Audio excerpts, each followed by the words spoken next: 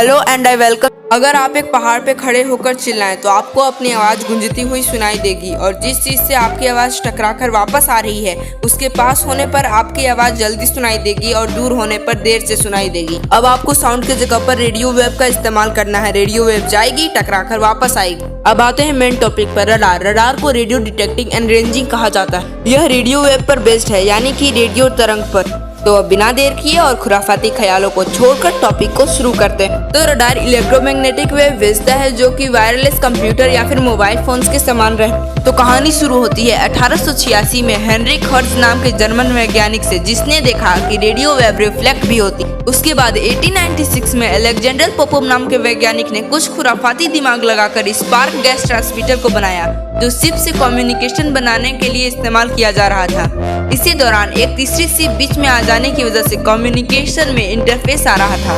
Popov ने बताया कि ये तकनीक मेटल ऑब्जेक्ट को डिटेक्ट करने में मदद कर सकता है। पोपोव ने इस आइडिया में कुछ सुधार किए बिना निकल गए अपने रास्ते। उसके बाद फिर 1904 में क्रिश्चियन हल्समेयर नाम के आविष्कारक ने पहली बार रडार टेक्नोलॉजी का इस्तेमाल करते हुए फॉग में छुपी हुई एक शिप को डिटेक्ट करके बताया था। चलो अब इतिहास तो हो गई, अब आते हैं मेन टॉपिक पर। एक बार फिर बताता हूँ कि रडार इलेक्ट्रोमैग्नेटिक वेव भेजता है जो वायरलेस कंप्यूटर या मोबाइल फोन्स के समान रहता है। रडार से निकले हुए सिग्नल को शॉर्ट पल्सेस में भेजा जाता है।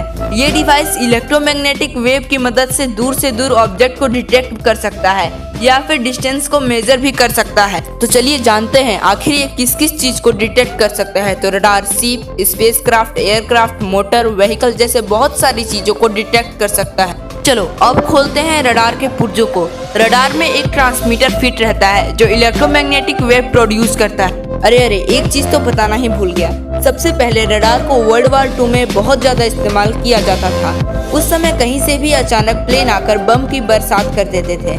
इस तकनीक के जरिए प्लेन आने से पहले ही उनका पता चल जाता था और लोग चौकन्ने हो जाते थे। इसे शुरू में बहुत ही गुप्त रखा गया था। तो चलिए वापस चलते हैं वहीं खुले हुए पुर्जे पर। तो रडार के 4 कंपोनेंट्स होते हैं। पहला ट्रांसमीटर, यह एनर्जी पल्सेस को पैदा करता है। दूसरा है रिसीव स्विच, यह एंटीना को बताता है कि पल्स कब कहां भेजना है और कब कहां प्राप्त करना है। उसके बाद आता है एंटीना, इसका काम वायुमंडल में पल्सेस को छोड़ना और छोड़े हुए पल्सेस को रिसीव करना है। उसके बाद आता है रिसीवर, यह प्राप्त होने वाले सिग्नल को पता लगाता है, उनकी व्याख्या करता है और उन्हें वीडियो के फॉर्मेट में बदल देता है। इसके बाद रिसीव किए गए सिग्नल को डिस्प्ले सिस्टम पर दर्शाया जाता है।